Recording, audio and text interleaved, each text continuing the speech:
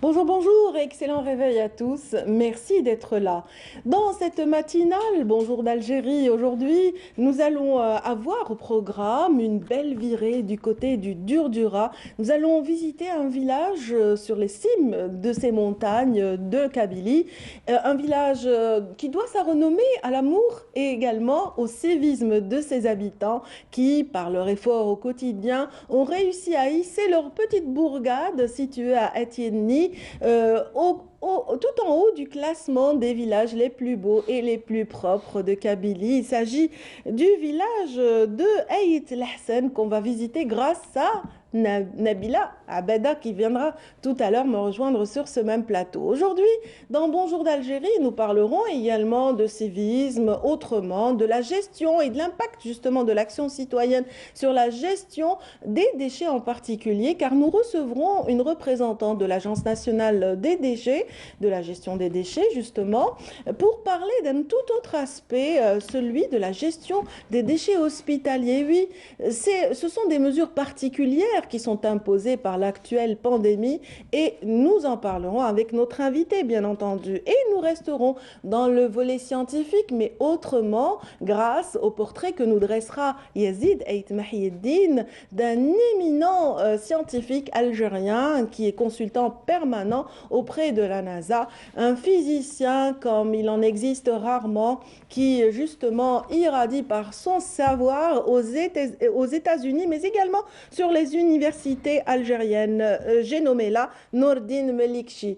Et puis aujourd'hui, nous aurons également le plaisir de parler également d'une toute nouveauté qui fera plaisir aux conducteurs, aux usagers de la route, car désormais, il n'y aura plus de retrait de permis. Il y aura verbalisation, mais pas de retrait de permis, car les commissions, justement, les commissions de retrait de permis ont été dissoutes dans leur totalité. Un effort à saluer de la part de la DGSN, dont un représentant sera près de moi ce matin pour en parler. Puis, n'oublions pas Meriem Moussaïd, qui, elle, nous parlera des plantes d'intérieur à feuilles pourpres, leur particularité, la manière de les entretenir. Ce sera dans les conseils prodigués par notre collègue Meriem Moussaïd en fin d'émission. Merci encore une fois d'être avec nous ce matin, mesdames, messieurs, et comme nous vous offrons d'habitude, en début d'émission, un point météo, on ne va pas déroger à cette tradition. Et tout de suite, voici venir Fariel Chir.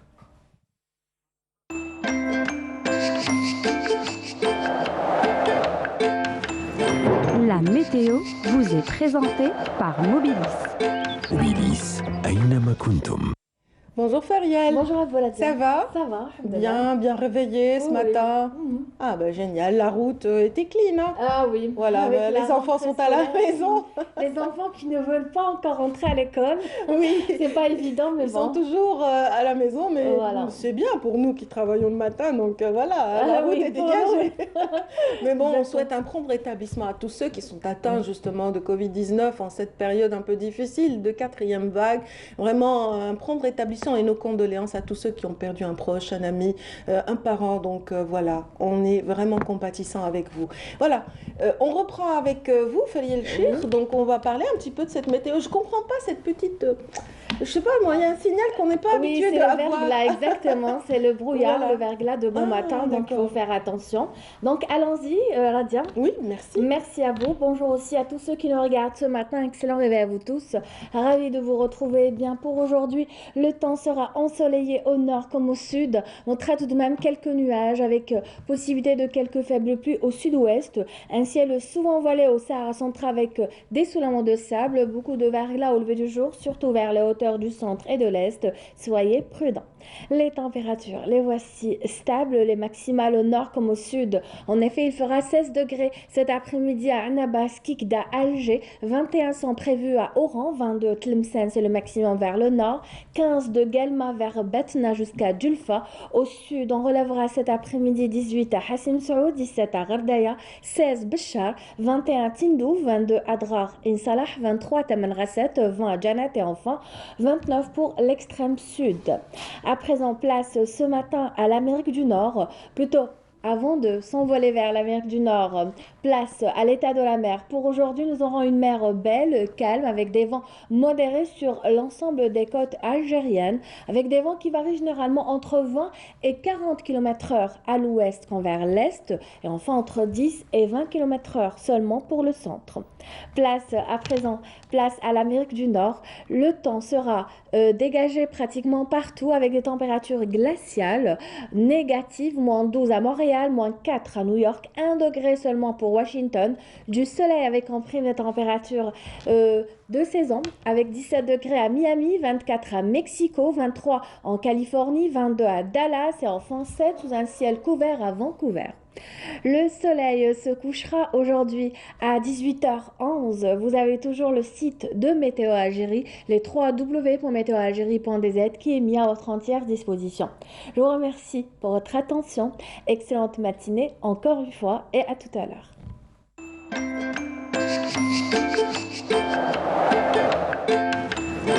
La météo vous est présentée par Mobilis. Mobilis, أينما كنتم.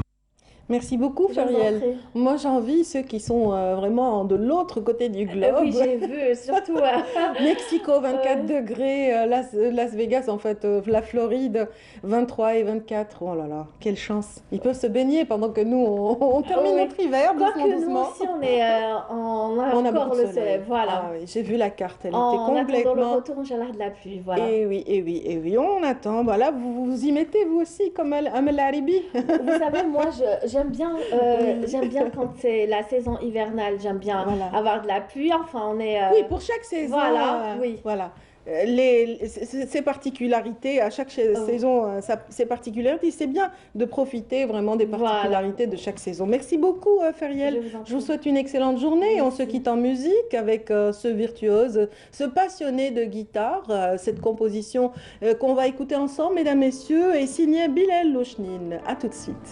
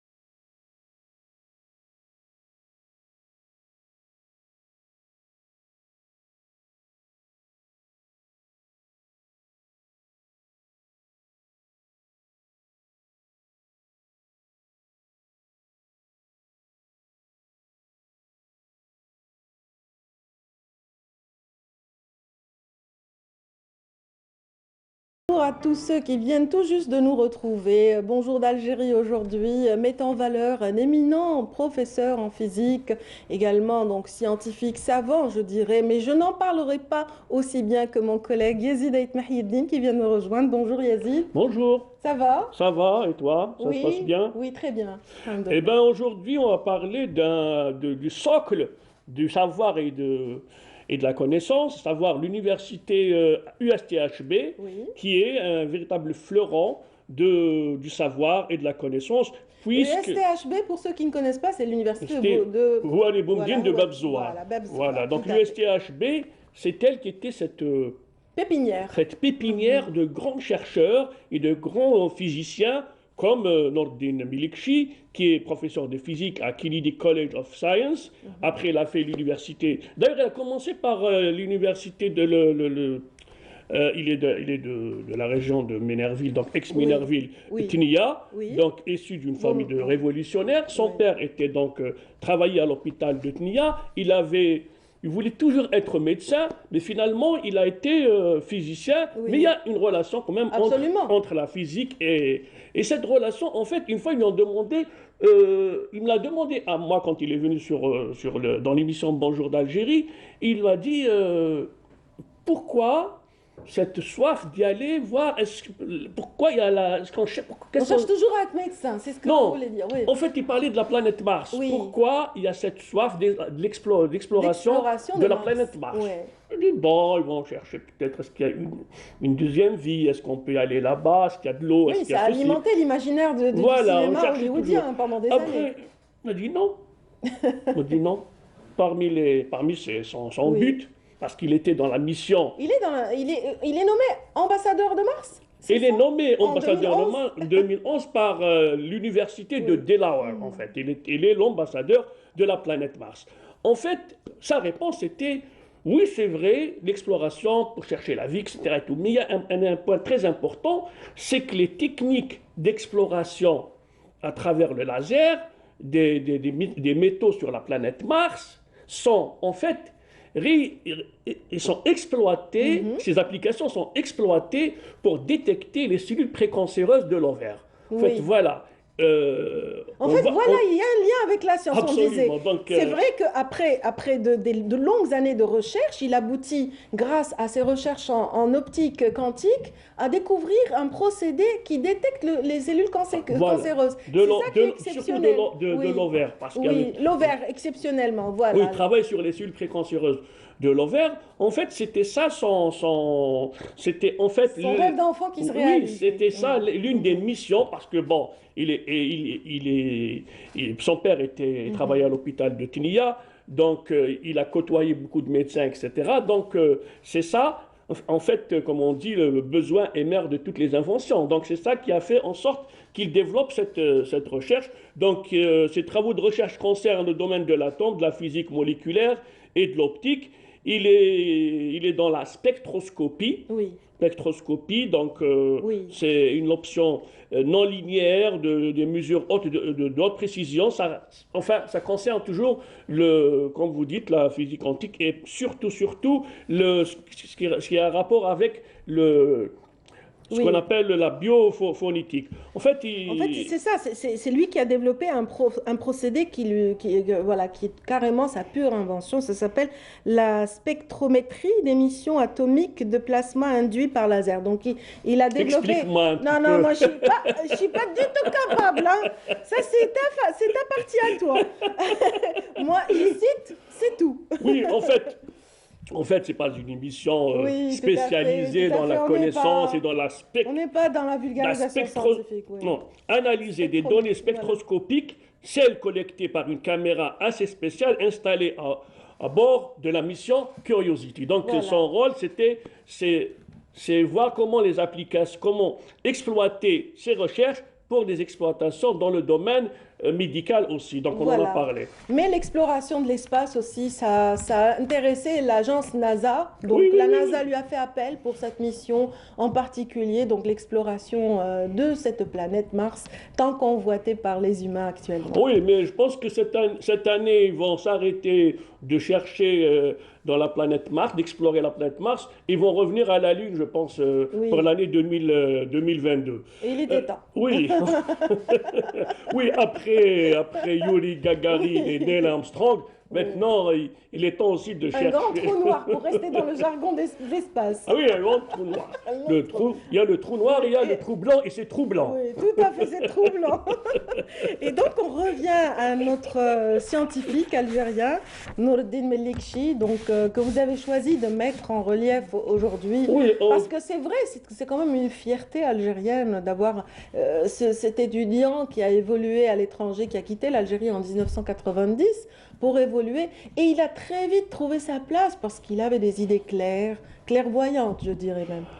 oui, ben Très oui, vite doyen de son université oui, oui, à l'étranger. absolument. au Parce que, en Royaume-Uni. fait, et puis ce qui m'a marqué aussi, Oui. c'est sa sobriété, sa modestie, sa simplicité, sa façon d'aller vers les autres, de répondre aux gens, d'être en contact avec les universités algériennes, que ce soit à Bebzoua, à Tizi Ouzou, à Constantine, un peu partout en Algérie.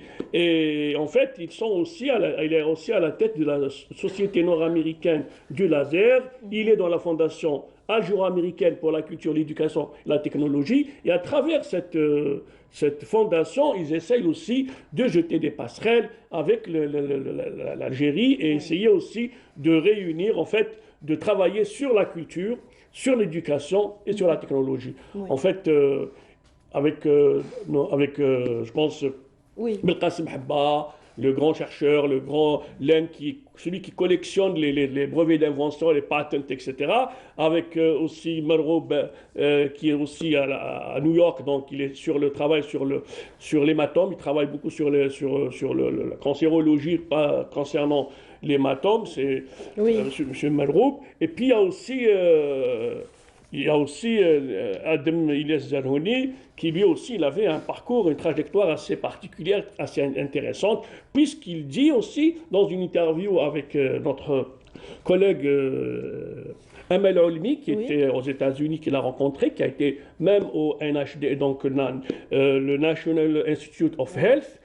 Il a été nommé par George Bush en 2002 et Amel elle l'a rencontré, elle nous a même fait visiter cette grande institution. C'est l'un des, enfin presque, il a ce centre ou cet institut, en fait, il a le budget de 5-6 pays africains, en fait. C'est quelque chose d'extraordinaire. Il a été nommé... Pour le développement des sciences et des médias. Absolument. Il a été nommé parce qu'il était, au début, il a été donc... il était cher au président d'une université de radiologie. Il était vice-président exécutif à Johns Hopkins University. Et à Johns Hopkins University, il a développé ce qu'on appelle l'IRM. L'IRM, en fait, c'était un brevet d'invention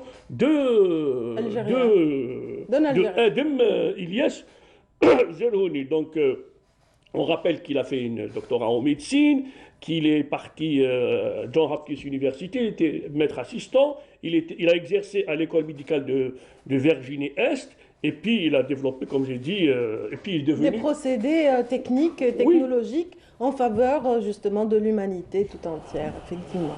Oui, d'ailleurs, dans l'émission, dans le documentaire de Amel Olmi, il dit un mot qui nous touche tous, ma yinfa' ghayr sah. Il le dit comme ça, d'une manière assez... Donc voilà, lui, il a suivi sah. Sa quête de vérité, voilà. Oui, Sa quête de vérité l'a mené vers la science. Oui, ça l'a mené vers la science. Et puis, je pense, il a fondé l'Institut de l'ingénierie de la cellule, c'est très important. Donc il y a toujours un rapport. Il est dans la... C'est pour ça que je disais, j'ai eu du mal à démarrer et dire seulement que c'était un physicien, notre premier scientifique. J'ai dit, c'est un savant. Parce qu'en fait, il touche à plusieurs sciences à la fois. Oui, en fait, on retrouve, ils sont les deux. Les mathématiques. Ils sont les deux dans l'université de Bebzoua. Le Melikchi, Noureddin Melikchi, il est dans le laser, il est dans La physique, la les physique, mathématiques. et l'autre, il est dans la science, mais il est dans la radiologie. Il a développé l'imagerie médicale qui est l'IRM. Et l'autre, il cherche à exploiter les applications du laser pour détecter les cellules cancéreuses. Donc, il y a toujours un travail en commun. Il y a toujours une certaine... Complémentarité. Oui, il y a une complémentarité. Et puis, actuellement, je pense qu'il est senior advisor, et puis il a été à la tête du centre de recherche et développement dans un grand laboratoire pharmaceutique, Sanofi.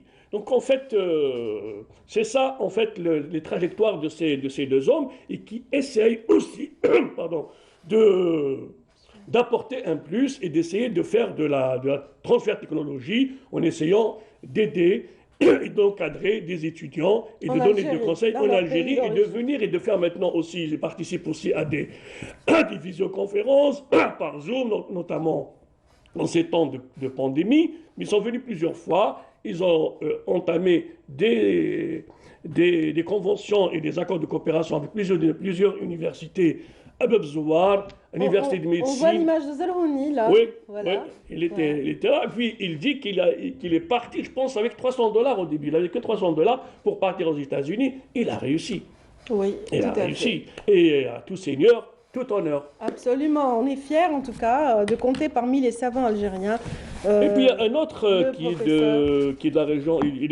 Il a fait ses études à Médéa. C'est Kamel Youssef Toumi. Lui travaille sur le système dynamique et contrôle d'automatisation. En fait, je rappelle que même Amel Maoulmi, quand elle a été aux États-Unis, elle l'a rencontré et elle a travaillé sur la nanotechnologie. Il a commencé par travailler à l'université de Cincinnati, dans Ohio, et puis il a été au MIT, le Massachusetts Institute of Technology, où il a développé beaucoup de procédés. Et le dernier, c'était deux petits poissons intelligents, c'est des robots qui ils simulent un peu ce que font les vrais poissons, et c'était en fait pour détecter les ouragans, les cyclones, etc. Donc il a fait un travail extraordinaire sur ce plan. Voilà, la nanotechnologie. Et oui. Après, on n'oublie pas les femmes parce que honneur aux dames.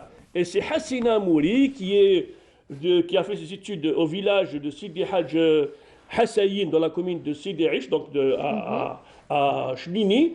Et puis là, on la voit avec son karakou. Elle est très très belle. Et puis, elle a fait le CMA Bilkour. Après, elle a fait lycée Hassiba bin... Souvent, lors d'une gratification, on voit les femmes algériennes, qu'elles soient savantes ou femmes de culture, voilà, se vêtir justement de l'habit traditionnel pour un petit peu... Voilà, non seulement elle a la cette grâce image. et la classe, et puis elle a l'intelligence. Tout à fait, ça c'est Donc, excellent. elle a fait le lycée Hassiba bin Bouali. Par suite, elle a rejoint bien sûr toujours le socle du savoir, l'université de Bab Zouar. Et puis, elle a été à Paris. Paris 7 et au Musée national d'histoire naturelle. Elle a été même à Helsinki en Finlande pour chercheur associé pendant 4 ans. Après, elle a été aux États-Unis. Et puis là, elle est avec la robe kabyle. Donc on la voit un peu montrer un peu sa culture et la diversité de sa culture en Afrique du Sud, puisque par la suite, elle a été à l'université de Pretoria. Et par la suite, en 2008, elle rejoint l'université de Johannesburg. Et là, elle a travaillé sur la pétrologie métamorphique.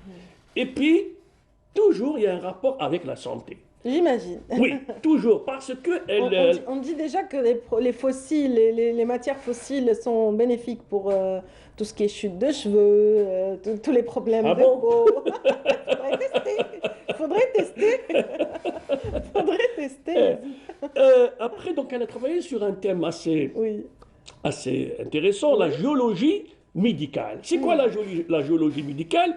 C'est l'impact de la géologie sur les écosystèmes et sur la santé humaine. Donc tout le travail. Les minéraux déjà. Les minéraux. Donc elle travaille un peu sur des sujets d'actualité parce que aussi avec le réchauffement climatique, avec tout ça, il y a des impacts sur la vie humaine, sur les écosystèmes en général.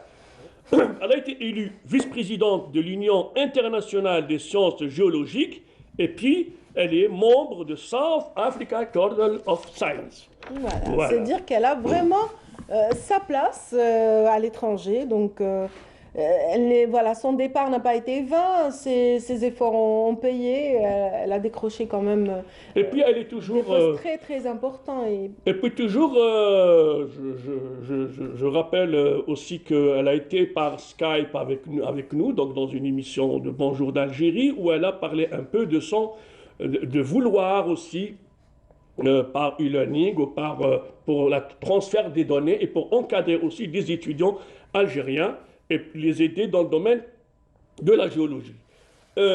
Puis, le grand des grands, c'est Belkacem Hebba, qui est finalement est devenu un phénomène de société, puisqu'il a drainé les foules à Tougourt, à Ouargla, à Biskra, où il n'y avait pas de place. Donc, pour avoir une place dans l'amphithéâtre de l'université de Qasdi Berbah, de Ouargla, ou de Tougourt, ou de Biskra, il fallait se réveiller tôt. Donc voilà, en fait, ce qu'il a travaillé, il collectionne les brevets, il est dans la société Google, et puis il y a une petite anecdote, quand il a été, je pense, en CEM, je pense même en 69, il raconte une anecdote où ils ont, et avec la bureaucratie, etc., il y a eu un problème sur sa date de naissance. Il a dû peut-être annuler une année parce qu'ils ne se sont pas entendus sur la date de naissance. Ils l'ont mis en 57 et après le pauvre, il a dû vraiment, il a fallu l'intervention des gens, etc., pour pouvoir régler ce problème. Et voyons de ce problème toute une volonté et toute une soif pour apprendre et pour maîtriser les sciences, etc. Et puis il a réussi. Là, et toutes les applications, en fait, et tous les éléments des caméras, du portable et tous les éléments donc de la téléphonie mobile, pratiquement 90% ou 100% de ces éléments sont issus des brevets d'invention de Belkacem Hebba ou de la société de Belkacem Hebba. Avant, c'était Tessera, etc. Il travaillait à IBM, après il a travaillé à entreprise japonaise informatique de communication. Et voilà. Donc, voilà. Puis il a travaillé. C'est une belle brochette en tout cas de scientifiques algériens qui font la fierté de notre pays. Et puis le problème, ils sont impliqués. C'est pas un problème, c'est bénéfique. C'est bien. Non, c'est pas. C'est-à-dire que c'est le point important, c'est qu'ils sont impliqués frontalement avec le pays, avec le devenir du pays, avec le progrès, oui. Donc en fait, c'est ça. D'ailleurs, même il a comme Nordine Melikchi a rappelé dans une interview en matière d'astronomie, on ne doit pas attendre, etc. On doit prendre de l'avant, parce qu'il y a des sociétés, oui, il y a des grandes il y a des pays, par exemple, des leaders mondiaux. Oui, il y a par exemple l'Émirat arabe uni, qui va pratiquement qui rattrape le temps. Ils ont quand même ils sont dans la conquête spatiale. Donc il dit, il ne faut pas attendre en fait. Si on a un organisme chargé de l'exploration spatiale, déjà Alsat 1, etc., on doit essayer de ne pas attendre. De continuer. Il a dit, il ne faut pas attendre uniquement le transfert de technologie, en fait. Il faut y aller de l'avant. Il ne faut pas attendre. Il ne faut pas être quelqu'un qui est passif, qui attend. Il faut également faire de zone participer à la... Ce qui a fait de l'université algérienne d'Abzouar, par exemple, le socle du savoir, aujourd'hui, il doit retrouver la place qui est la sienne, en fait. Absolument, voilà. Absolument. Merci beaucoup, Yazid. Et ils ont commencé tous comme ça. Avec un petit cahier. Oui, sur mon cahier d'écolier, voilà. Merci, Yazid. On va fermer ce petit cahier, le laisser pour la prochaine rencontre, Inch'Allah. Et on va inviter le représentant de la DGSN aujourd'hui à nous parler de cette nouveauté en faveur des usagers de nos routes. Le retrait de permis est désormais mis de côté. Les détails, c'est tout de suite après cette petite transition. Restez avec nous, mesdames, messieurs.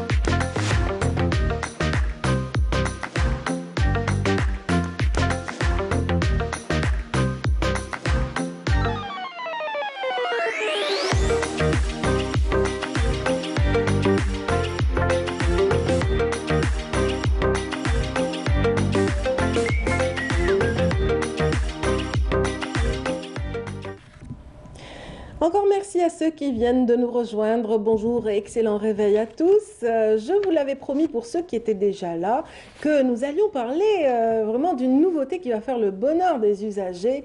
Le retrait de permis est désormais mis de côté. Le détail, c'est tout de suite avec notre invité qui est bien installé. Bienvenue à Rachid Rezli, commissaire divisionnaire de police et aussi sous-directeur de la sécurité routière auprès de la Direction générale de la Sûreté nationale. Bienvenue. Bonjour.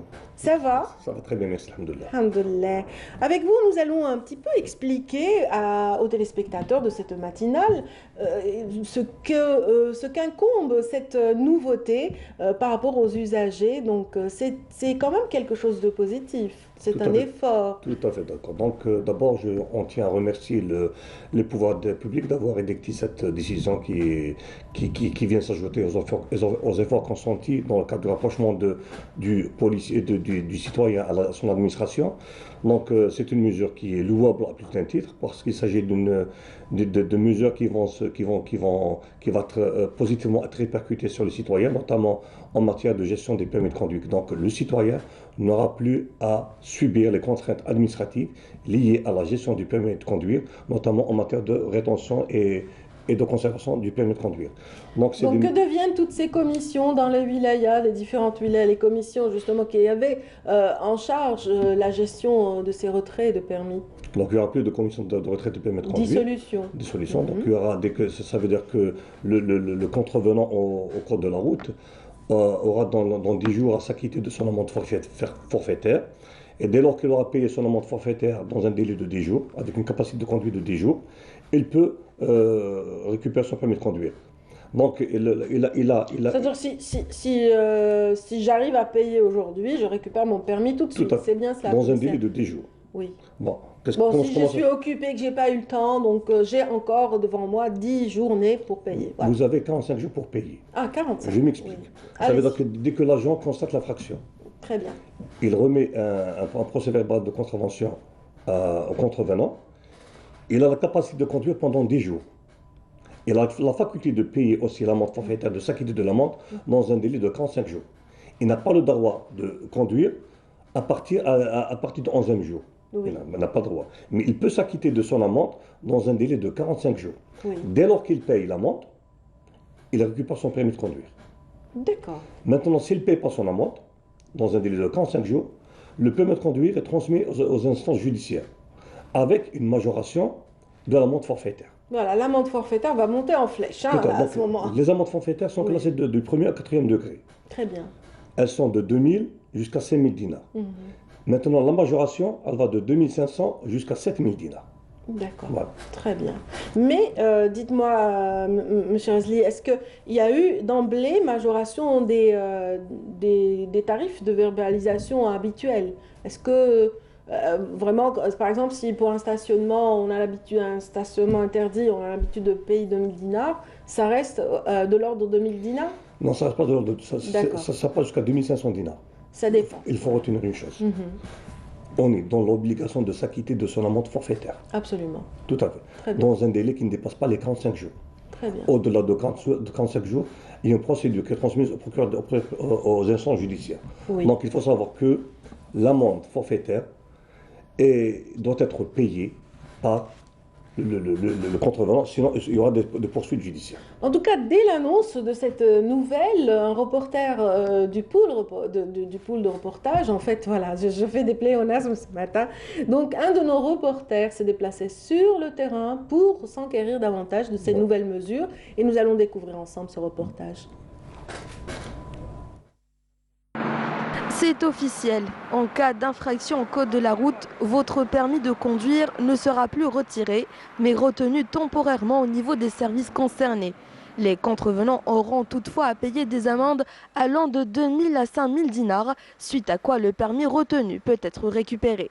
Une mesure qui entre en vigueur à compter du 1er février. Dans le cadre des démarches des pouvoirs publics visant à alléger les procédures administratives, il a été émis le 20 janvier dernier une circulaire interministérielle co-signée par le ministère de l'Intérieur, des collectivités locales et de l'aménagement du territoire, ainsi que le ministère des Transports, qui concerne l'annulation des procédures de suspension et de retrait des permis de conduire. Et cela à partir du 1er février prochain. Et aussi le gel des activités des commissions de wilaya. Un procès de rétention sera délivré pour autoriser le conducteur contrevenant à conduire pendant une durée de 10 jours en attendant de payer l'amende dans les 45 jours qui suivent la conservation du permis. Ce document permet aux contrevenants de la possibilité, la capacité de conduire pendant une durée de 10 jours. Et puis le contrevenant a aussi possibilité de payer son amende dans un délai maximum de 45 jours. Lorsqu'il dépasse 45 jours, les services de sécurité ils vont établir un procès verbal de non-paiement et ils vont rajouter aussi le pièce jointe le pièce jointe, ça sera le permis de conduire. Il sera transmis au service judiciaire. Nous avons entendu notre micro aux automobilistes qui nous ont donné leur avis concernant cette nouvelle mesure. Bon, si le conducteur est conscient, la mesure est bénéfique. Parce que c'est la sécurité de tous. Si cette mesure, elle va dans ce sens, normalement il doit adhérer. C'est mon sentiment. Voilà. Sinon, تنحي البيرمي ولا هذوما لي زانتيردي هذو تنحي وكاع ça arrive pas. Il faut que chaque personne prenne conscience qu'il faut rouler doucement, etc. Voilà. En attendant l'entrée en service du nouveau système de permis à points, cette démarche vise à simplifier la procédure aux automobilistes et à alléger les mesures administratives liées au dossier d'infraction. Voilà, c'était là le compte-rendu de Sarah Derbel. Merci encore une fois à ceux qui viennent de nous rejoindre. Merci également au commissaire divisionnaire, donc Rachid Razli, de nous apporter l'éclairage supplémentaire. Une question vient de tomber, commissaire. Est-ce que cela concerne tous les types d'infractions? Tout à fait. C'est-à-dire n'importe quel usager, même par exemple une personne en état d'ivresse qui aurait... Ça devient un délit. Ça devient un délit, voilà. Donc cette mesure ne concerne pas les délits. Très bien. Bon, parce que les délits, c'est autre chose. Donc, ce qui concerne les délits, bon, ce qui concerne les infractions, on a parlé de ça. Mais cette mesure ne concerne pas les délits qui restent toujours gérés par le retrait de permis immédiat avec sa conservation et sa rétention au niveau des services de police et sa transmission aux instances judiciaires. Aux instances judiciaires, effectivement. Donc voilà, on peut toujours aller sur le site, j'imagine, de la DGSN pour s'enquérir de cette limite qui sépare les délits de l'infraction, découvrir un petit peu tout le panel d'infractions et aussi les tarifs qui sont liés justement à toute entrave à cette réglementation. C'est bien ça. Nous avons des sites, des sites sur Facebook et sur Twitter, la DGSN, dans lesquels on explique, on fait même des communiqués concernant le code de la route. Donc nous restons toujours disposés à donner plus d'explications à travers les masses médias également et à travers tout le contact qu'on a avec les usagers de la route. Donc on a donné des instructions à l'ensemble des policiers qui sont sur terrain à l'effet d'éclairer les citoyens et de les sensibiliser sur ces nouvelles mesures dans le cadre de la communication avec nos chers citoyens. Mais j'imagine que pareille mesure n'implique pas voilà, que le citoyen ait pleine liberté justement sur les routes. On continue quand même de sensibiliser par rapport à... Bien sûr, on continue de sensibiliser. Donc là, j'interpelle l'ensemble des consciences de dire que maintenant, il y a les pouvoirs publics qui ont pris cette mesure et qui est louable, qui vient assister nos chers citoyens et alléger également les services de sécurité de cette charge administrative qui était gérée par les policiers, par l'administration policière. Donc il ne reste maintenant qu'à nos chers citoyens de respecter le code de la route et de s'acquitter de leurs amendes et de conduire en toute courtoisie. Voilà. On leur enlève justement cette entrave administrative, mais en retour, on attend justement du citoyen un peu de civisme, un peu de respect du code de la route, etc. Donc, c'est une mesure qui aura inéluctablement une incidence sur l'autodiscipline du citoyen. Oui. Voilà, donc il y aura une certaine autodiscipline, donc le citoyen aura à gérer maintenant voilà, tout ce qui est administratif à sa manière. Voilà, mais espérons justement que cela suive et que voilà, certains usagers malveillants peut-être prendraient ça pour cet allègement pour étant justement une forme de liberté. Donc toutes ces mesures ne vont pas exclure également l'aspect répressif en matière de code de la route, l'aspect dissuasif et l'aspect préventif qui exerce la sûreté nationale. Donc l'intervention des services de police intervient sur le triptyque opérationnel, de prévention, dissuasion et répression en matière de code de la route. Donc nous sommes là pour assister les chers citoyens et les éclairer sur ce qui est... Commissaire Razli, est-ce que justement ça entre dans le cadre de toute cette réflexion et cette préparation au permis à points? Est-ce que cette mesure est liée à cela? Tout à fait. Donc dans l'attente de l'automatisation des infractions et la gestion du permis à points, cette mesure vient à titre transitoire par rapport dans l'attente de la mise en œuvre du permis à points qui va constituer également un apport supplémentaire à l'arsenal juridique qui existe maintenant et à l'arsenal répressif et préventif en matière de sécurité routière. Donc le permis à points constituera à trancher des points à partir d'un capital de points qui est de 24 points et donc ça vient consolider tout cet arsenal juridique qui est mis en œuvre. Donc on attend, Inch'Allah, la mise en œuvre de ce permis à points pour bientôt, Inch'Allah. Notre reporter a sondé un petit peu les réactions des usagers de la route. Moi, je suis curieuse de savoir, de connaître un petit peu les échos à l'intérieur même de l'institution, de la direction générale de la Sûreté nationale. Est-ce qu'on peut connaître un petit peu les réactions dans les différents commissariats? Tout à fait. Donc, faut retenir que les services de sécurité ont toujours recommandé l'allègement de ces mesures en matière de gestion des permis de conduire, pour la simple raison qu'elles constituent une contrainte également pour les citoyens, notamment pour les conducteurs professionnels, parce qu'avant on retirait le permis de conduire pour un conducteur professionnel. C'est pas facile de faire un retrait pour un taxieur, un conducteur de transport de voyageurs, également pour les transports les camionneurs. Donc les professionnels ont beaucoup souffert de cette mesure.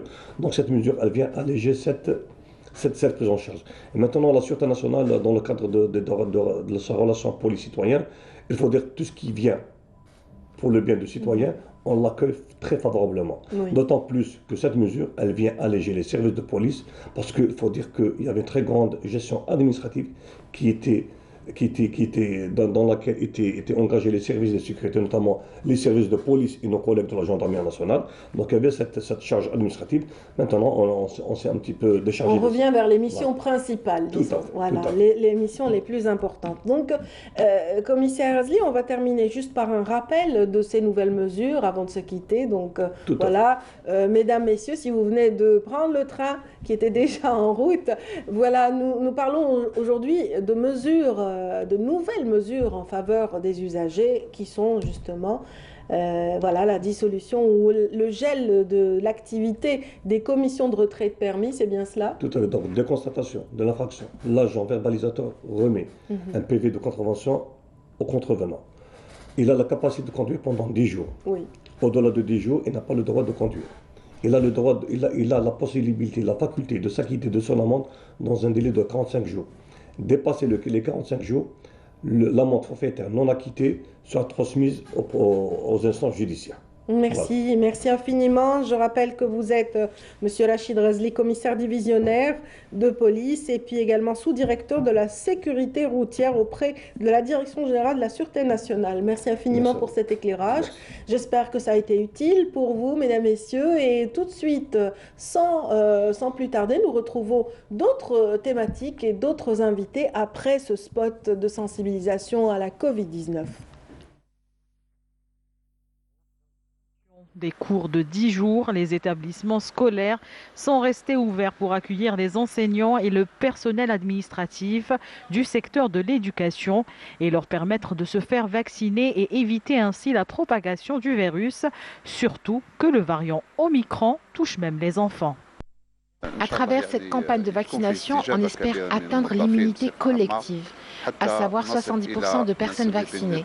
De ce fait, nous serons rassurés sur la santé de nos élèves et celle de nos employés, puisque la reprise des cours est pour bientôt, Inch'Allah. Médecins, infirmiers et bénévoles, tous sont mobilisés pour le bon déroulement de cette opération de vaccination. On espère que tous les enseignants prennent leur dose de vaccin puisque nous sommes souvent en contact direct avec les élèves.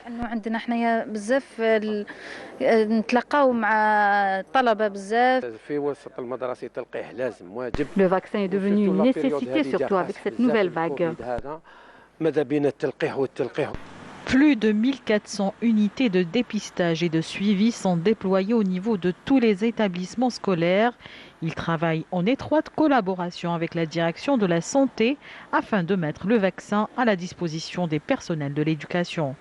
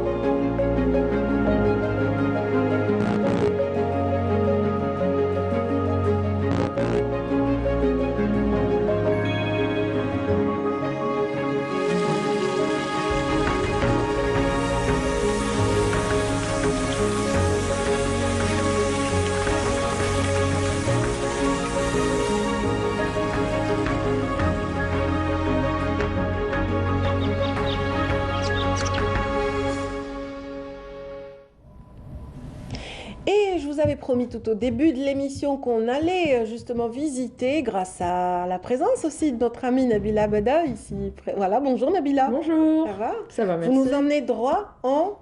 Alors, on va à Tizi Ouzou. Alors, amis du jour, bonjour. Alors, pour cette fois-ci, on va aller au village Ait Lahsen. Ait Lahsen, Ait très Lahsen, très beau village. Exactement, à la commune de Ait Inni. Donc, alors on va découvrir le village qui est inscrit au concours des villages les plus propres. C'est le village natal aussi de Idir.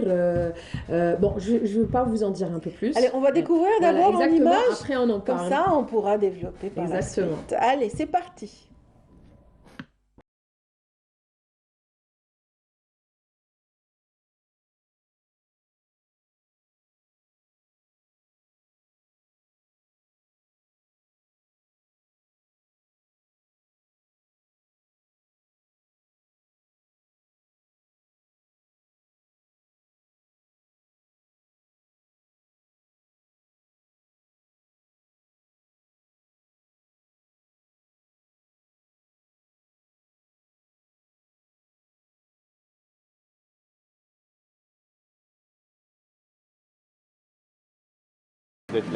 C'est le grand village de la commune de Bigani et c'est le village de Idir et Balamizri. Et là, voilà, on voit une fontaine. D'abord, c'est que le village vient de participer à un concours qui est organisé par la pluie de Tizi Ouzou, le village le plus propre. Donc, il a postulé pour un prix, pour une place. Et voilà.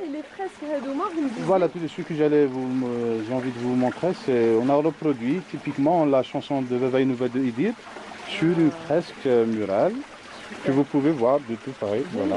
Donc, vous me disiez, c'est le Rava, voilà.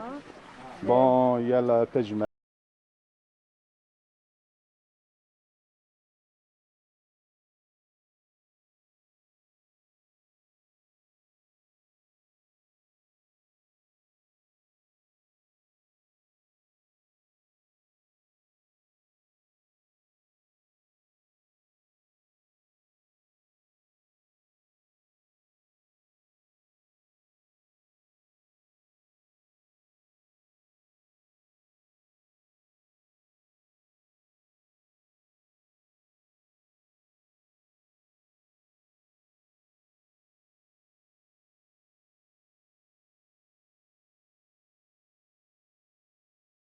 Village ici d'Ait Lahsen, les femmes aussi ont une entrée spécifique par rapport aux hommes et on se retrouve ici. Et c'est l'entrée. Et venez voir ce qui a interpellé moi. Ce qui m'a interpellé, limite j'ai envie d'enlever mes chaussures. Vous voyez comme c'est propre. Je précise qu'on habite ici. Il y a des gens qui habitent ici. Bon, entre parenthèses, ce village fait partie des villages...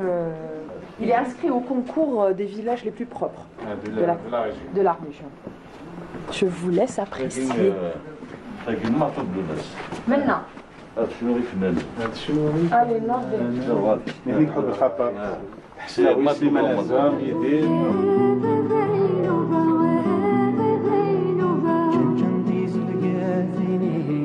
Nous sommes à Sraïf el-Vard, c'est l'une des principales places du village Ait Lahsen. Mais quoique on a baptisé avec deux noms des Chouhada qui ont rendu l'âme pendant la période coloniale. Ils ont été assassinés, abattus ici par l'armée française. C'était M. Choulah et M. Thierry, c'était des... Voilà, ils disaient que c'était des bacheliers.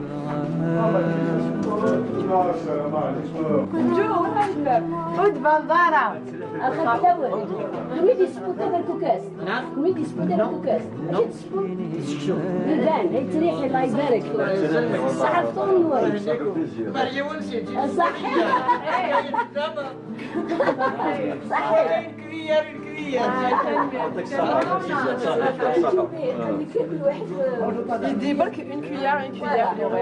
Non.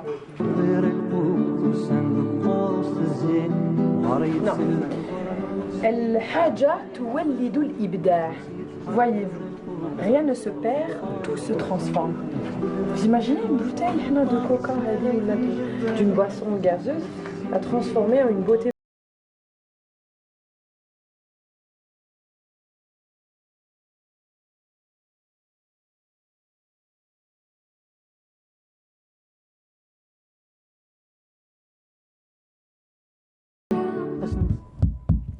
Perché sur les montagnes du Djurdjura, ce beau village Ait Lahsen, présenté aujourd'hui par Nabila Abeda.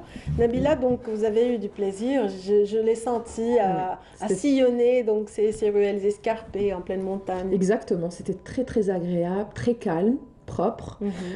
Propre pourquoi? Parce que ça fait partie des villages qui sont inscrits au concours des villages les plus propres. Donc il y a une concurrence incroyable entre les villages. Oui, je sais. Donc c'est incroyable. Oui. Dans chaque village, il faut qu'il ait un truc spécifique qui le concerne. Et franchement, et avec ça, donc on retrouve plein de villages comme ça, rénovés, propres. Les façades sont repeintes. Exactement. On n'a pas de chantier en cours comme certains villages ont été dénaturés par ces chantiers interminables. Exactement. Dans ce village, chaque maison a sa petite finition, sa petite touche, avec la petite bouteille. Vous avez vu la petite bouteille de soda? Il y en a eu d'autres qui étaient blanches. Exactement. Oui. Voilà, donc c'est beau, on y habite. Moi, je pensais que c'était vraiment juste... mais voilà, il y a plein de villages dans ce sens. Et c'est pas seulement un village touristique. Non, du tout. C'est en osmose avec l'environnement. Ils ont des heures précises pour les déchets, enfin voilà, c'est bien organisé. C'est justement, c'est l'amour de ces citoyens, c'est leur civisme qui a hissé ce village en haut de la liste justement des villages les plus propres de Tizi Ouzou. Mais c'est ça. Oui. Moi, je pense que si on pouvait élargir ce concours, exactement, ce concours, chaque commune, chaque wilaya, chaque quartier, moi je pense que ça va faire beaucoup.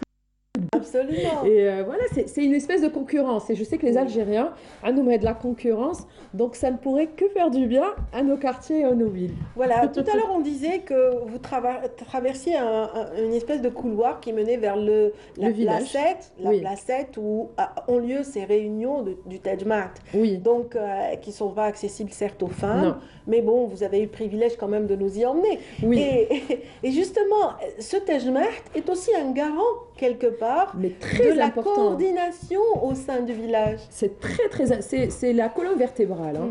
C'est donc chaque village, la plupart en Kabylie et même autres. Hein. J'ai vu ça aussi à Biskala al-Qantara, au village rouge. Aussi, avant d'accéder au village, on a le côté Taj Mahat Alors, pour les femmes, là, comme j'étais au village à Et Lahsen, donc il y avait une entrée pour les femmes et pour les hommes. Mais c'est pas une espèce de, une différence, non, parce que, la femme, elle rentre, elle fait ses courses, et la plupart du temps, à l'entrée des hommes, il y a le tejmat, donc pour ne pas les déranger. Et tejmat, pour ceux qui connaissent pas encore, et pour rappeler aussi pour ceux qui connaissent, tejmat, c'est le comité du village, les sages. Le comité des sages voilà, du village, exactement, même les jeunes, les moins jeunes, et voilà, on parle des sujets qui concerne le village, que ce soit culturel, sociologique, tout ce qui concerne le village. C'est une organisation sociale qui rappelle un petit peu ce qui se passe dans la pentapole du Mzab. Donc, oui. Si Donc, ces Qsour ont été si bien conservés, s'ils demeurent aussi propres et aussi bien conservés c'est grâce à cette action citoyenne et aussi à ce groupement de sages qui veillent au grain, mais qui aussi supervise toute action dans cette région, dans cette contrée. C'est ce qui se passe dans ces villages perchés sur les cimes. Mais c'est ça, ils évitent d'arriver jusqu'à la justice, plein d'histoires, que ce soit de couple, entre deux familles, quand il y a des soucis dans ce sens. Des problèmes d'héritage, des problèmes évite vraiment d'arriver, limite, comme vous parliez de Rdaya et d'Emzab, c'est très rare qu'il y ait des affaires comme ça, la justice, franchement, en chôme. D'ailleurs, en chôme. J'imagine, oui. Et tout autant, à Et Lahsen, donc on parle de ce beau village qui a été nominé plusieurs fois parmi les meilleurs et les plus beaux, les plus propres villages de Kabylie, de Tizi Ouzou en l'occurrence. Et donc, voilà, vous avez eu la chance de le visiter, ce village qui a aussi tout un pan d'histoire aussi à raconter. Exactement. Bon, on a vu, il y avait la place des martyrs, il y a là où il y a eu les martyrs qui ont été assassinés par le village a payé son tribut durant la guerre. Exactement. C'est le village aussi, c'est le village d'Idir aussi. Donc, on retrouve aussi la touche avec la fresque murale. Et vous parliez du puits, du petit puits. On entend le ruissellement aussi de l'eau.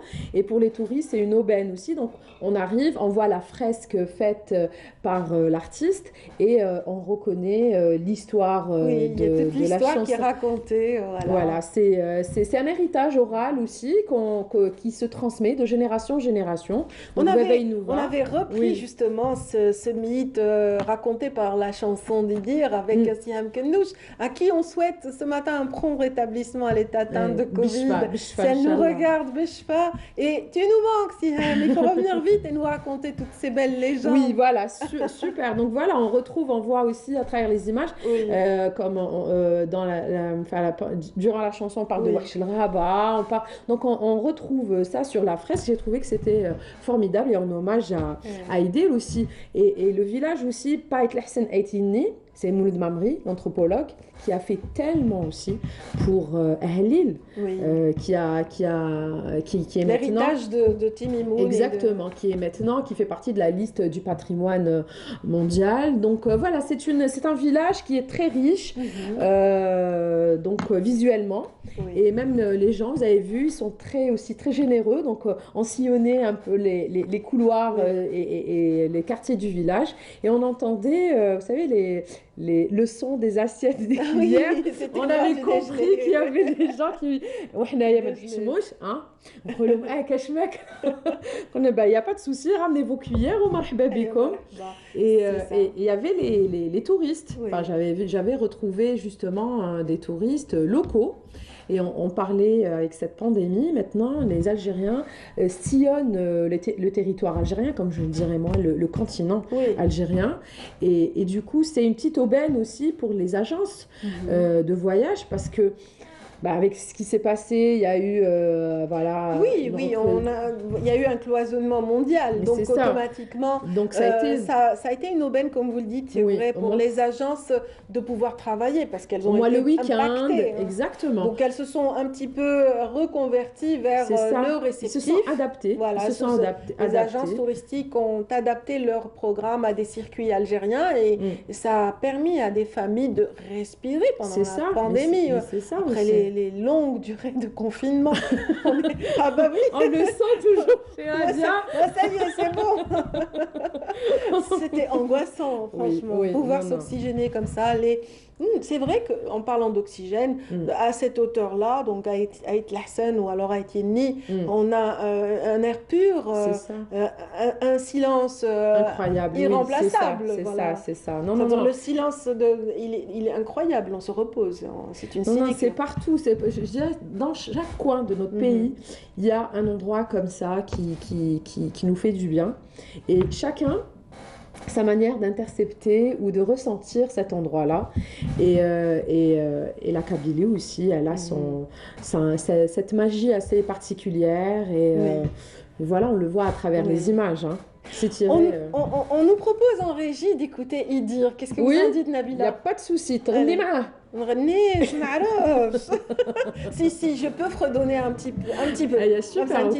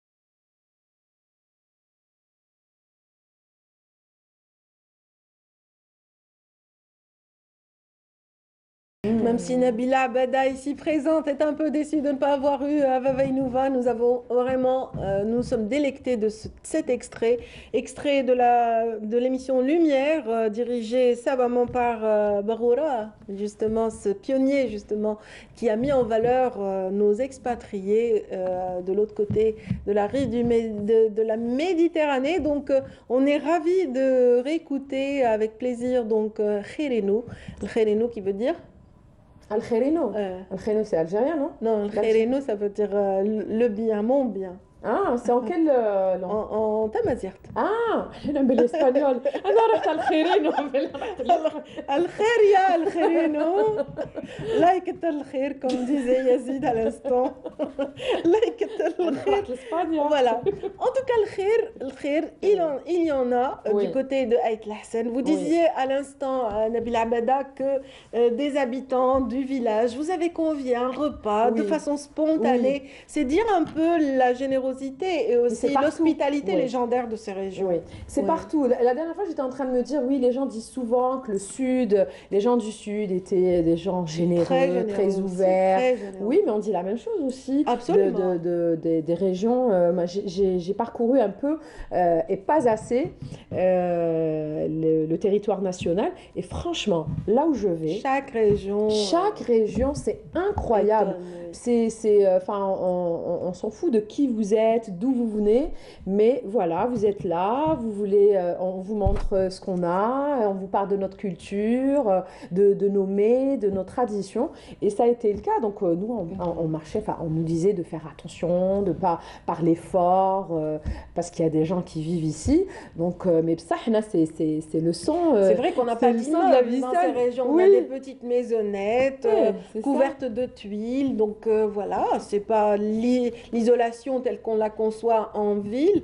Et donc, à Aït Lahsen, tout comme d'autres villages d'Haïti, on a coutume de recevoir les touristes qui viennent pour raconter un événement, un très bel événement qui regroupe vraiment des visiteurs de tous bords. C'est incroyable. Ça a repris, je pense, l'année dernière. Ça a fait la joie de plusieurs artistes. Ah oui. Ça permet justement à tous ces villageois d'avoir pendant ces festivals l'opportunité justement de produire, d'être chez l'habitant, et d'offrir aussi des repas traditionnels ou aussi de recevoir ces touristes. C'est une source de revenus quand même qui est importante, intéressante. Mais même c'est un échange au-delà de ça. C'est un échange incroyable. On sort, on se sent chez soi. On sort grandi avec quelque chose en plus. Voilà, on grandit à travers les histoires, à travers les gens. On apprend toujours.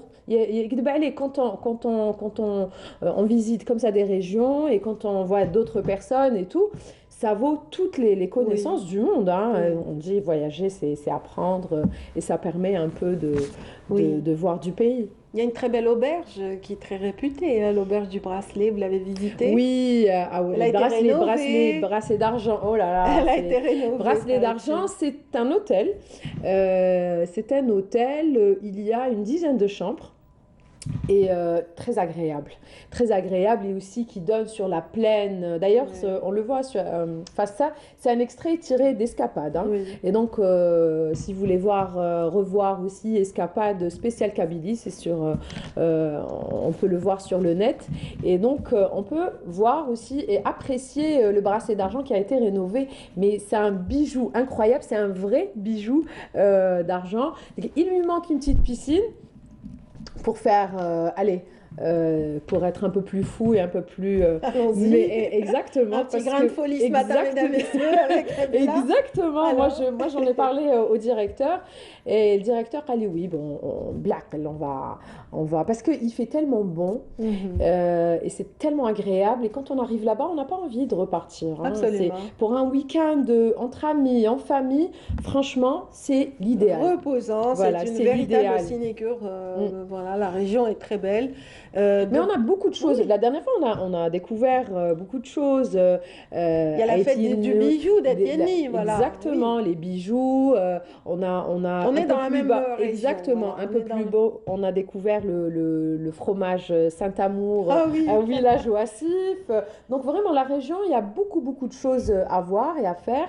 Et de l'autre côté... Ersqi Amour. Ersqi Amour. Et l'idéal Qardon. Ersqi Amour, exactement. Moi, je peux parler de leur histoire d'amour, là, Roméo et Juliette, ils se sont retrouvés avec après un toutes ces bébé, années. Oui, exactement. Plutôt, l'allure fromagère. Oui, je dirais. Exactement. Fromage Simawa Saint-Amour, et il est très très bon. Il est très très bon. Et donc je disais, pas loin, quand le bracelet d'argent pour aller au Assif. De l'autre côté, à quelques kilomètres, il y a Tikjda. Oui. Voilà. Donc vraiment, cette région, elle est incroyable. Tikjda, pour ceux qui ne la connaissent pas et ceux qui sont curieux justement de découvrir notre pays, c'est carrément une station de ski, une station d'hiver équipée d'infrastructures, vraiment pour recevoir les amoureux de montagne et le sport de montagne. Tous les sports de montagne, ils sont pratiqués, donc voilà. Exactement. C'était la proposition de ce matin, la virée, le petit voyage, la bouffée d'oxygène offerte par Nabila. Merci Nabila. De rien. Voilà, vous nous avez emmenés dans le village d'Aït Lahsen, pour ceux qui ont raté le début. Donc Aït Lahsen qui est dans la localité ou la commune d'Aït Yenni, ou voilà, Beni Yenni, comme le disent certains. Aït Yenni, Beni Yenni, c'est à Tizi Ouzou, c'est à quelques encablures, je dirais, d'Alger, c'est pas très loin. Pas du tout. Si vous êtes déjà chez nous en Algérie, donc profitez-en. Voilà. C'est très pratique. Voilà, merci infiniment Nabila. Merci à toi. On attendra la semaine prochaine Inch'Allah. pour la nouvelle découverte avec vous. Et donc, amis téléspectateurs du jour, comme disait Nabila, donc tout de suite, on va découvrir, on reste un petit peu dans la découverte, tout de suite Cap Kaxine, qui est le musée maritime. Voilà, le musée maritime. C'est celui qui met en valeur tous ces templiers justement de la mer, les phares en l'occurrence. Cap Kaxine est un phare situé à Ain Benyen, à Bainem, Ain Benyen, voilà. En tout cas, on dit Cap Kaxine parce que c'est un petit peu le pic au-delà de Saint-Eugène, et aussi juste après Bab el-Oued, on va dans le prolongement de la corniche d'Alger et on le découvre, ce havre de paix donc qu'on appelle le Cap Kaxine. On va le visiter tout de suite avec Riles Ould Hamouda. Restez avec nous. Un éclat chaque 5 secondes, un édifice construit sur une falaise, une tour et une lanterne qui culmine à 68 mètres au-dessus du niveau de la mer.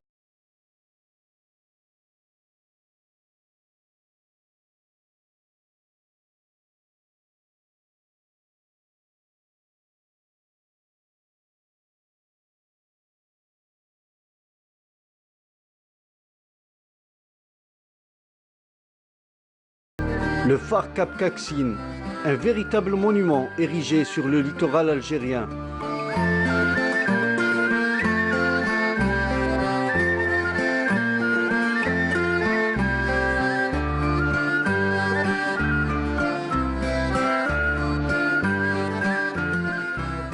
Le phare de Cap Kaxine, c'est un phare d'atterrissage par rapport au port d'Alger, où la différence entre l'atterrissage et le jalonnement, donc les bateaux qui naviguent, le jalonnement, ils continuent leur route pour jalonner la côte, et l'atterrissage, c'est où il y a un port pour que les bateaux atterrissent vers les ports. Le phare, avant 1991, il était équipé d'une lampe de 6000 watts. La puissance تاعو كانت تضرب حتى ل 60 km. ومن بعد من 91 لهنا ils ont modifié avec l'électronique اللي كاين دروكا. Les nouvelles technologies, ils ont remplacé par une lampe de 1000 watts. عندك juste la portée qui diminue, mais la côte elle est.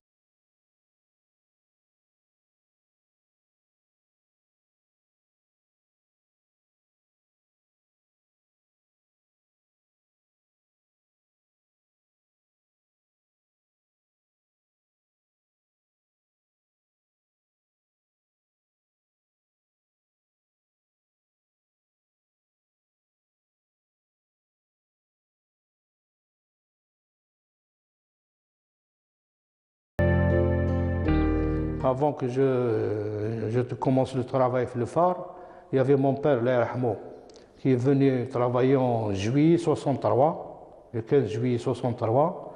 Il a travaillé de cette date jusqu'à 87. En 87, il est sorti en retraite.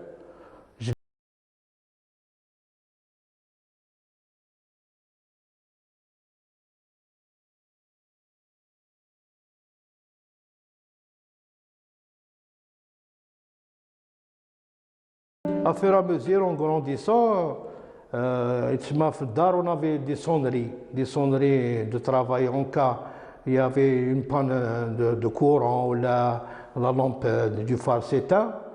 Donc il y a des sonneries qui déclenchent. Donc il y a toute la famille qui se réveille. Et on s'adapte à fur et à mesure. On dirait que même la famille travaillait. Chaque fois qu'il y a une sonnerie qui sonne, on se réveillait. En grandissant, بنادم يولي يتعلم même الخدمة يتعلمها. Le phare de Cap Kaksine de Hammamat, Bainam, un phare vieux de plus de 150 ans, construit en 1868. Et depuis, la lumière fut et n'a jamais failli. Voilà, c'était Riles Ould Hamouda qui nous faisait découvrir ce mirador de la mer qu'on appelle le Cap Kaksine. Et tout de suite, elle est déjà installée. Il s'agit de Mariam Moussaïd. Bonjour. Bonjour. Ça va? Ça va, très bien. Voilà, Mariam Moussaïd et ses plantes. Oui, aujourd'hui je les ai ramenées avec moi. Elles aussi, elles sont à présenter ce matin, j'imagine. Exactement. Voilà. Mariam, si j'ai bien compris, vous vous êtes intéressée à un type de plante en particulier. Ce matin, on va parler des feuillages pourpres. Exactement. Donc des feuillages pourpres, des feuillages colorés. Pourquoi j'en parle? Parce que en fait, certaines personnes aiment les plantes à la maison, mais en fait, quand ils ont des plantes qui sont de couleurs unies, donc juste le vert, pour eux, c'est un peu triste. Donc on a pensé à eux. Donc puisque les plantes sont un élément de décoration, maintenant on va dire que ça fait partie des meubles. Donc la décoration avec les plantes. J'ai choisi aujourd'hui donc ces plantes-là au feuillage coloré. Donc il y a une grande variété qu'on peut trouver en pépinière. Donc il y a vraiment une très très grande variété de plantes aux couleurs pourpres, rosées, panachées. Donc comme on peut le voir donc au centre. Celle du milieu. Alors celle du milieu, donc c'est le Celle du milieu, elle peut aussi avoir des aspects rougeâtres, n'est-ce pas? Exactement. J'en ai trouvé comme ça en pépinière. Oui. Donc pourquoi elle peut avoir des aspects rougeâtres? Tout dépendra, Radia, de la luminosité. C'est vrai que ce sont des plantes d'intérieur qui n'aiment pas le soleil direct, mais par contre, c'est des plantes qui ont besoin de beaucoup de luminosité. C'est-à-dire qu'il faudra les mettre toujours à côté d'une fenêtre, à côté d'un puits de lumière, pas de soleil direct. Par exemple, allez, les laisser, on va dire 1 heure, 2 heures, surtout pendant l'hiver, ça va, c'est pas trop intense, mais il faudrait beaucoup de lumière de façon à ce qu'elles aient cette espèce de feuillage coloré. Donc plus elles auront de la lumière, plus il y aura de couleurs au niveau de ces plantes. D'accord. Par contre, moins il y aura de lumière, je vais redevenir légèrement vert, un peu plus sombre. Donc c'est vraiment un élément à prendre en compte. Donc si on part par exemple sur un choix de ce genre de plantes, il faudra toujours essayer de les mettre le plus près possible de lumière. Alors, ce ne sont pas Radia, des plantes pour les débutants, ça il faut savoir. Donc non, absolument pas. Pas pour moi. Pas du tout pour moi. C'est pas des plantes pour les débutants. Pourquoi? Parce que c'est des plantes qui demandent beaucoup d'entretien, Radia. Donc il va falloir les bichonner, les chouchouter, avoir beaucoup d'attention. Quel type d'entretien justement? C'est juste pour que je mesure un peu si c'est dans mes cordes ou pas, on va voir. Alors donc, c'est-à-dire qu'il va falloir surveiller l'arrosage de très près. Il va falloir arroser dès que le terreau sera légèrement sec au-dessus. Donc là, on devra arroser. Il va falloir aussi brumiser, brumiser, avoir le petit pchit.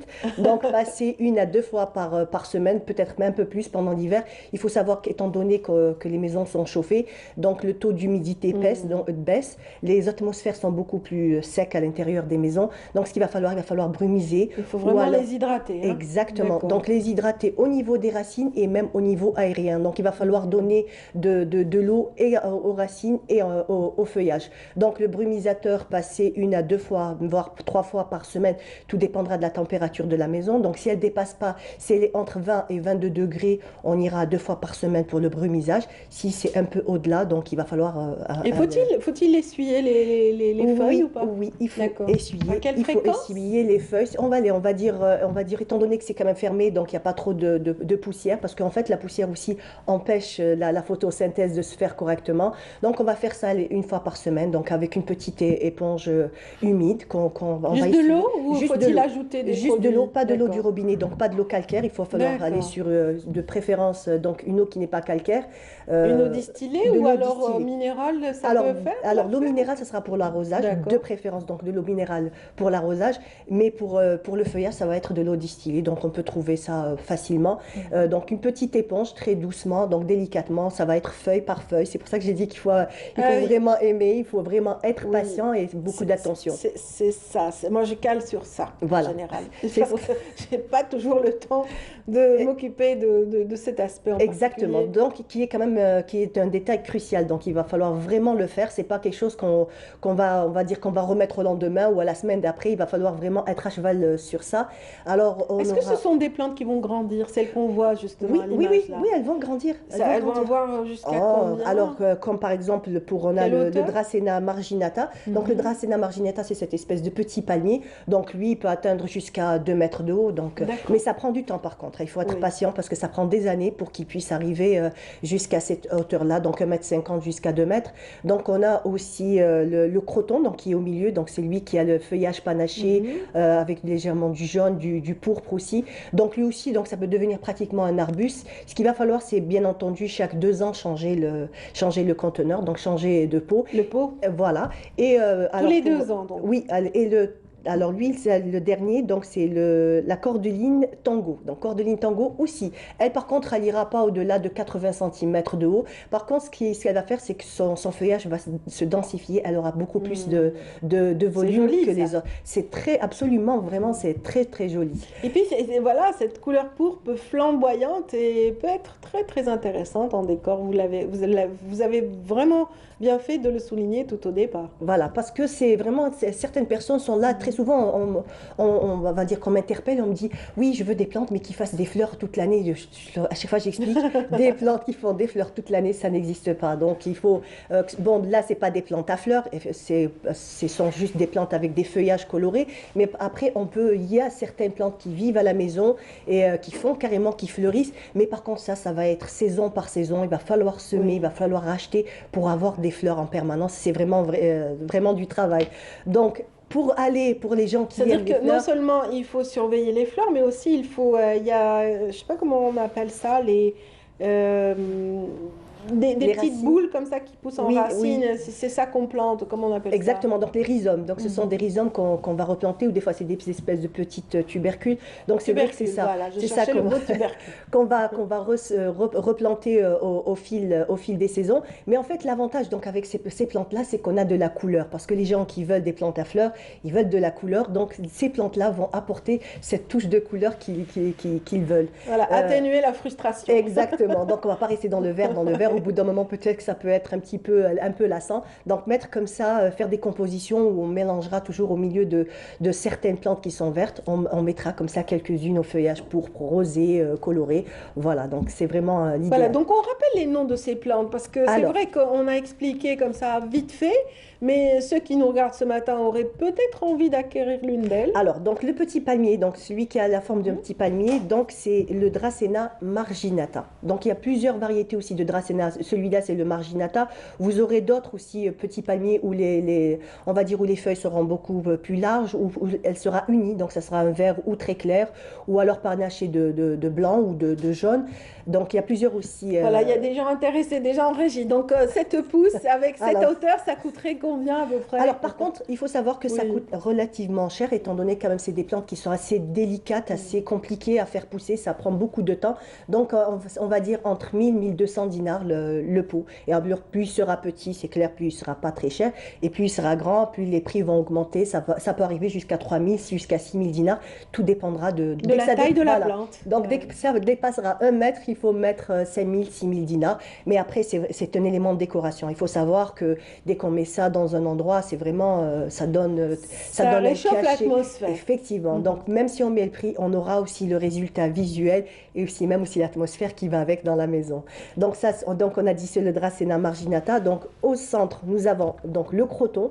Donc celui-là, il est tout petit. Il est petit, il est pas vraiment grand. Donc il fait dans les 1300, 1400 dinars.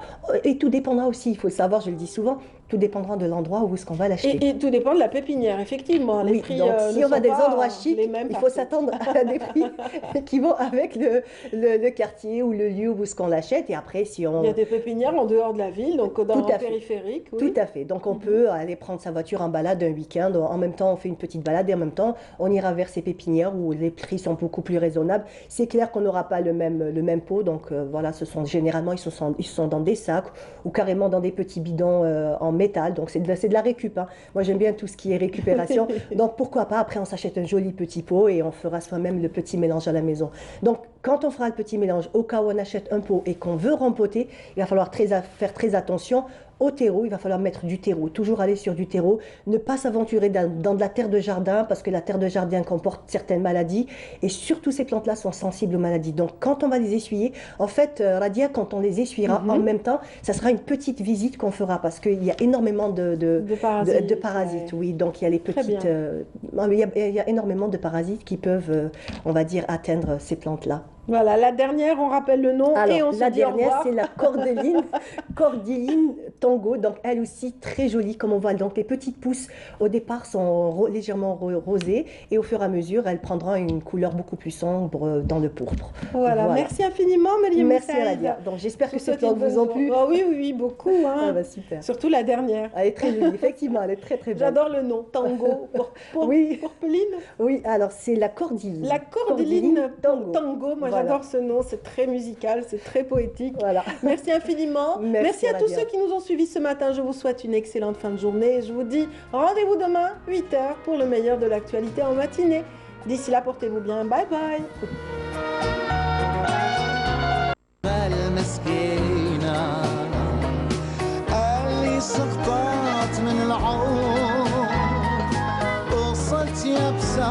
يبسة وحزينة